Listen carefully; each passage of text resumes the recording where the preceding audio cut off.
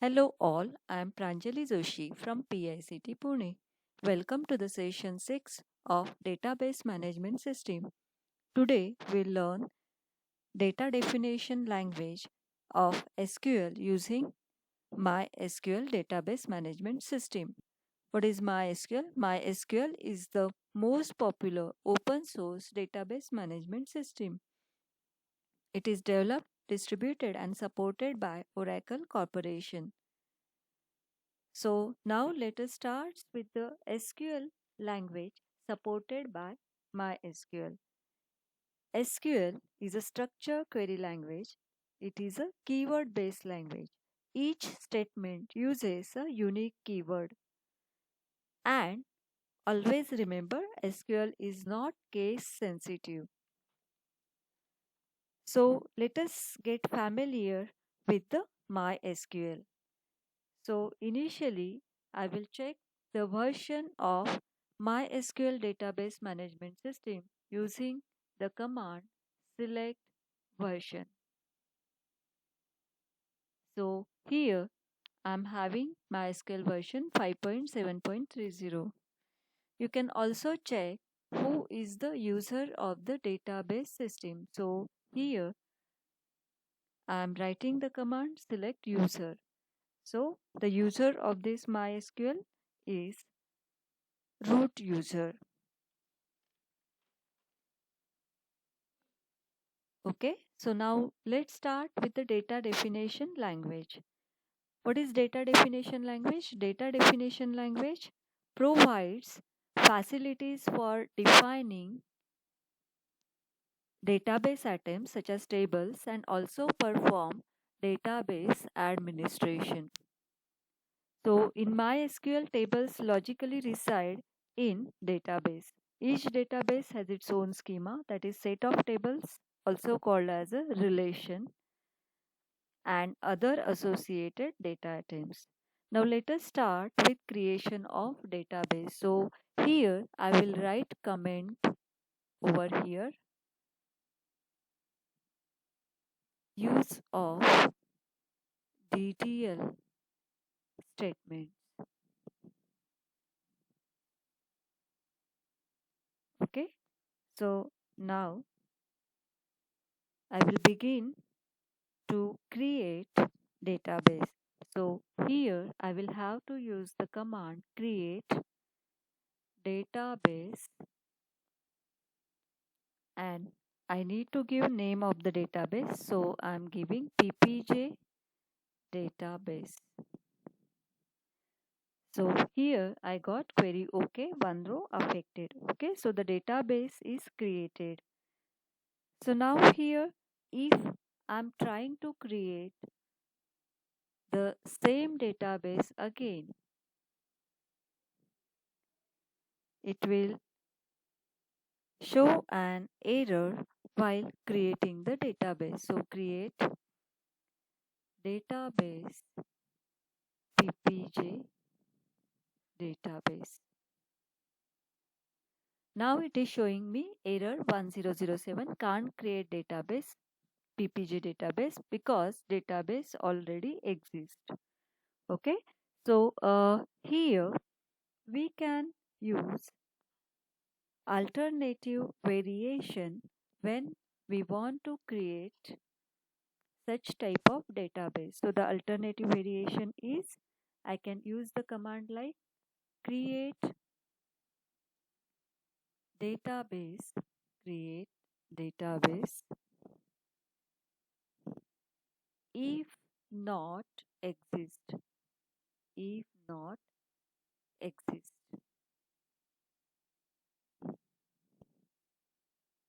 if not exist.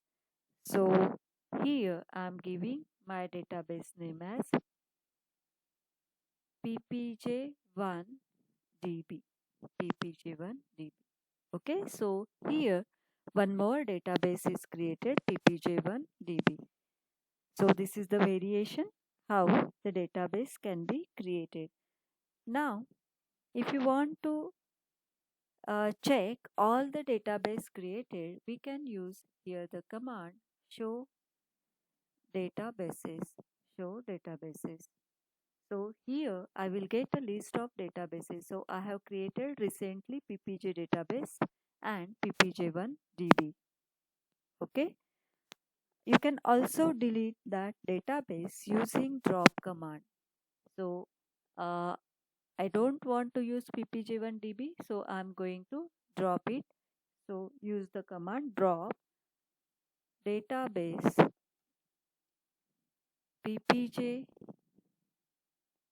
ppj1db. Okay, so now let us again check show databases.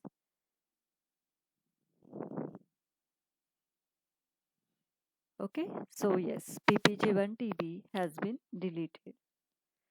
Next, we want to use the database. So we need to specify the command. So now I have created the PPJ database. Now I want to use it. Okay, so specify use PPJ database. Use PPJ database. So it will show me the notification database change. So basically use PPJ database or use command sets the current database. Sets the current database. So now the current database is PPJ database. So the use command is used in MySQL to specify the current database against which all future SQL commands will be executed. So now we'll see how to create tables. Okay, so here now I am in PPJ database. So in PPJ database that table gets created. So the syntax for creating table is create table. I'm creating a student table over here. Create table. Name of table is student. Create table is a syntax for creation of the table. And in column, I need to specify in bracket, I need to specify the column names and the respective data types along with its constraints or properties. Okay, so right now in this session, I'm going to only use column name and its data type. So let me take the first column name for the student table, roll number of type integer, comma, name of type varchar of size 10. Okay, so here roll number is a column name, integer is a data type. Here name, it is a column name, and varchar, it is a data type supported by MySQL. So which represents the variable character string. Okay, so the third field I want to take over here, it is city. Okay, city varchar of 10. Okay, so I have taken only 3 columns in this table student. Okay, every statement in MySQL is terminated with the semicolon. Okay, so here now I have got message query okay, 0 rows affected. So now here I want to check the description of the table student we have created just now. Okay, so I need to use the command describe command supported by the MySQL. So how we can use it? DESC and name of the table. Okay, DESC name of the table. So here I'm getting the description of the complete table student where I'm having roll number, name and city, which are the column names considered as field for that table. Then it's data type, and then we are having another value that is null, whether the column can contain null value or not, whether we have specified any keys. So right now we haven't specified any type of keys over here. Default values again null and some extra field. Okay, so now similar to your description of the table describe command, we can also use the alternative command to check all the columns from the table. Okay, so for that purpose, what we can do, I'm having the variation of the command like show columns from student. Show columns from student. Okay, so I have got the similar to the describe command, I have got the structure of the table again. Okay, so here we have created the table. So if I want to check that what tables has been created in PPG database, so I'm writing show tables. So right now in PPG database there is only one table student. Okay, similarly you can create here many number of tables in under the single database. Okay, so now let us see the next data definition language statement. So we can use here alter command. So alter command, which is used to alter the definition of a table by adding a column or by modifying the data type of the column. So now let us start with the variation of the alter statement. So here what I am doing, I want to alter the definition of table student by adding a column, new column in the table. So how I will write alter table, alter table student, alter table student. I have to add class ID as the new column of type integer, and I want that column CID class ID after after name column in my student table, terminated with the semicolon. Okay, so here the table structure has been updated. So after execution of this statement, check the description of the table. So I am going to again describe student. Okay, so I got the description where CID has been added after the name field, after the name column. Now if we don't wish to specify where to add column, simply what we can specify, we can use the alter command, alter table student. Now I am not going to specify where to add the column. So I am simply specifying I want to add the column, add column. So the column name is address of data type varchar of 10. Okay, so here I haven't specified where to include that new column. Okay, so let us check the description of the student table again. Okay, now that address has been added at the end of all the columns of the student table. Now what I want to do, I want to change the name of the column. Okay, so here I have specified only name. Here I have specified only name of the student. So I want to change it to full name. Okay, so I will alter the table, alter table student, change, change, change column, change column, name. So name I have to represent it as full name. So change name as full name, and I am saying the data type is of varchar of size 20. Okay, so now let us check again the structure of that student table, which has been altered with the alter table student command.